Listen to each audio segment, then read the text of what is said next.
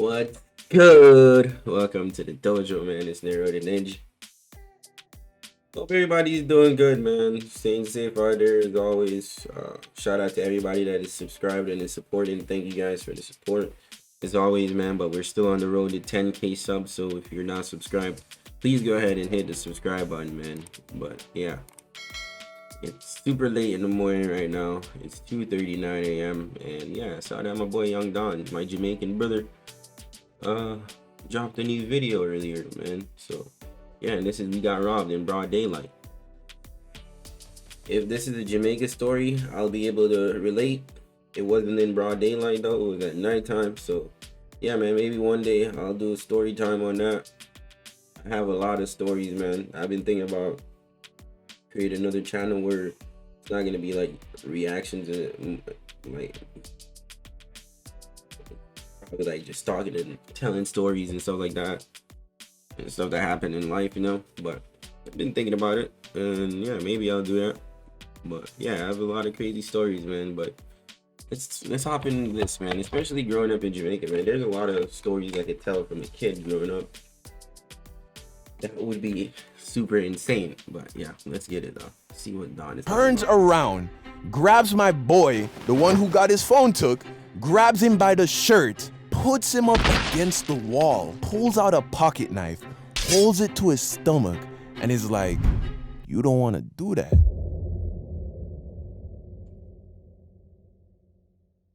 I was mad living with you. I couldn't sleep naked. Oh yeah? Hell yeah. I mean, you pissed could have off. asked. What? Like I walk into the Foot Locker and then got my size. It's like, well, you know, what's going on? You know, is get these little slaves to work. Wow. Get them to work. Get their little hands to stitch up these shoes. I need some fresh Nikes. What are we doing? Ain't nothing like crackhead strength. That crackhead immune system. If crack don't kill you, Nothing will. nothing. That crack don't kill you, boy. Crack make you stronger, boy. What COVID gonna do, nigga? You got crack in your system, nigga. You high. Can't do shit. What the cough gonna do, nigga? You cough more smoking crack. I'm not rapping on that. Go ahead, Will. Go ahead, Will. Go ahead, Will. He So we said, about to sit down, record a podcast. Where you doing? You better bring your ass. We about to talk shit for 2 hours. Get them Sour Patch Kids, get them sours. I'm cracking jokes. Don got the beat. And I'm about to go beat my meat. There's a famous quote, "Money is the root of all evil." Have you heard it? What do you think Facts. about it? It comes from the Bible, and growing up in Jamaica, that quote made a lot of sense to me. And that's because every night on the evening news, there'd be some tragic story of a family, a business owner, a kid who lost their life over money, you know, a robbery gone bad. So for a long time, I believed that. I believed that money was the root of all evil. But That's one facts. day, I People was only sitting do down stuff- with a evil wise stuff because of man. money. It was my best friend's father. Most of who the times. had made himself a lot of money in his lifetime by building businesses, being disciplined, you know, going to college, all of that. He carried a gun. And one day, when I was over my best friend's house, he asked me, "Why do you think I have this?" Of course, I replied, Still waiting for my permit. Of course, everything's been submitted, all the paperwork. Just waiting for the Florida Department of Agriculture to approve it. But hey, but yeah, like you said, man, in Jamaica, the fact that his dad got a gun in Jamaica is even crazier. It's not as easy to get as in America to get a gun in Jamaica, man. You have to probably be like super rich. So that dude would probably really was rich as hell. house. He asked me, "Why do you think I have this?" I mean, Of he did course, say I it on replied, business.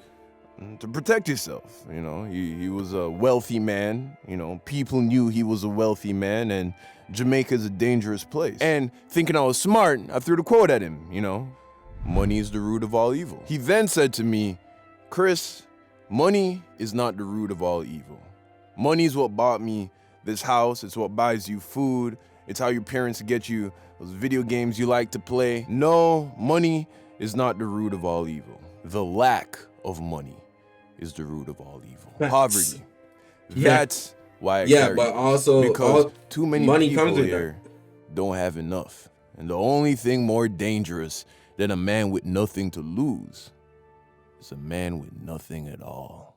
That stuck with me. Facts. Completely changed the way I saw money. So one day after school, when me and my boys got held up and robbed as they were walking to the bus stop, I was walking to my dad's office. I don't want to give you too much backstory, but you can watch this video about getting teased for where I lived. It's a funny story about getting teased, walking to my dad's office. People thought it was my house. Go watch this video if you want to get more context. But that day when we got robbed, what my dad's friend said to me made all the sense in the world. I was about 13 years old, you know, very young, very naive, and the world around me, being Jamaica, was a very real place, you know, a very dangerous place at times. But my parents did an amazing job at sheltering me from a lot of that.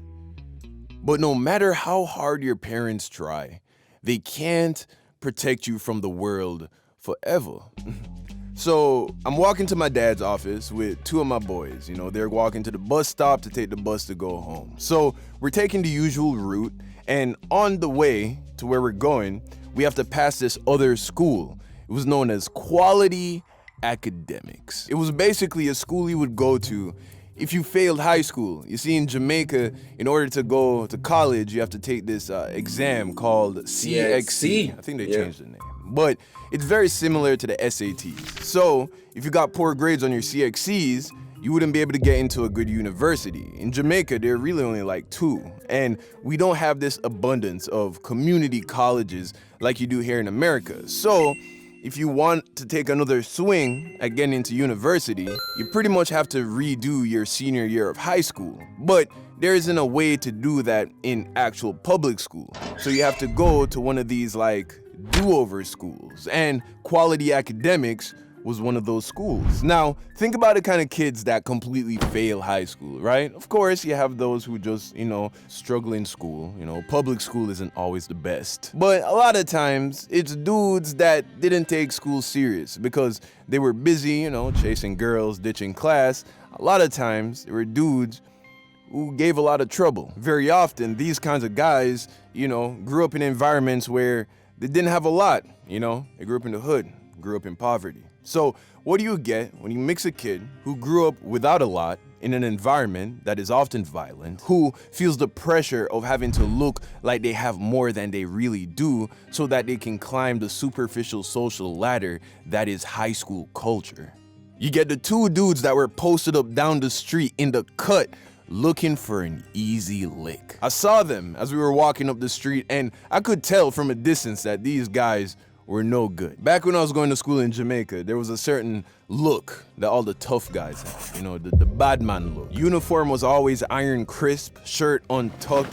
They take their baggy uniform pants to a tailor and get them tightly fitted. A lot of times their faces were bleached so they look more light-skinned, and they always used too much gel in their hair, like to get it curly, but they did use too much. And, you know, I just started walking the streets to get to my dad's office, so I saw them, and I'm thinking, that don't look good. But, you know, it's 3 of us, it's 2 of them. Sure, they're bigger, they're older, but, you know, this kind of thing doesn't happen to me. Like, it's something you hear on the news, it's something you hear happening to other people. You know, I'm not gonna get pressed by no goons. So we're walking up the street, we're getting closer and closer, and then we pass them. So I'm like, okay, all right, good, we're good. So we walk past them, and me and my boys, you know, we're talking, we're laughing, all is right with the world, and then I hear some footsteps quickly approaching us from behind. I turn my head, and now they're right beside us. As they're passing us, one of them leans into one of my boys, bumps him, and then keep walking. At first, I didn't realize what happened, but it turns out when the dude bumped into my boy, he reached into his hoodie pocket and grabbed his phone. They must have saw when my boy had put his phone in his pocket before we passed them down the street. My boy's like, yo, they just took my phone. He had a new BlackBerry, and this is before the iPhone, all of that. Yo, this was when the BlackBerry was the iPhone, bro. Everybody wanted one. They were hard to come by. They were expensive. My mans must have saved up for a whole year just to buy that phone, bro. So now I'm shocked. And then my boy's like, yo, I gotta get by my phone. So without even thinking, we start to chase him. Now, to say chase is a bit much. It was more like a brisk walk because 1, they weren't that far ahead because they weren't running away. And 2, there was some hesitation, right? Because they were scary. I was scared. I will admit, I'd never been in a situation like this before. But we're in the heat of the moment, adrenaline is going, and I wasn't about to be the one friend that fell back in this situation. So we start to walk up to them. We get right behind them, and then one of the dudes, not the one who took the phone, the other one, he turns around, grabs my boy, the one who got his phone took, grabs him by the shirt, puts him up against the wall, pulls out a pocket knife, holds it to his stomach, and is like, you don't want to do that. He lets him go, turns around, and the both of them keep walking. And back in school, we heard a lot of stories of dudes getting robbed and stabbed over their phones. So we knew that this was not a joke. So they're walking away, and then my boy turns to us and is like, yo, what do I do? I look at him, and I'm like, looks like you gotta get a new phone, bro, cause that one's not yours no more. And as soon as that reality set over the group, we were just like, man, that's... Let me say this though. See, because of the type of dudes that they weren't gonna retaliate. But if you're on the same side as those dudes, like if they're robbing another person that also was they weren't gonna let that slide. They're gonna retaliate, bro. They're gonna make sure that you get messed up next time they see you. That's for sure. They not let that slide, bro. Tough. That was so tough because there was nothing we could do. What were we gonna do? Call the police? This is Jamaica, luck, bro. boy. Ain't no police gonna show up and get back your phone, bro. That's gone. So we stand there for like another 5 minutes. And then we continue to walk. You know, my boys went to the bus stop. I went to my dad's office, and, you know, that was that. You know, I told my dad about it, you know, because my dad grew up in the hood. So a small part of me was like, ooh, maybe my dad can, like, go get back the phone. I don't know. My dad looked at me and was like, you still got your phone? I'm like, yeah. He's like, all right, we good. Moral of the story, you know, when you walk in these streets, especially if you live somewhere that's not super safe, keep your head on a swivel, keep your valuables concealed, and, you know, if you're ever being robbed and, you know, you're outgunned or outmanned, just give them what they ask for, man. Because at the end of the day, things can always be replaced. But your life, pretty sure you only get one of those. Facts. This is our only chance. I just got a bag, didn't need a mask. Dior's in the pack, down door on the just say my last. Got a lot.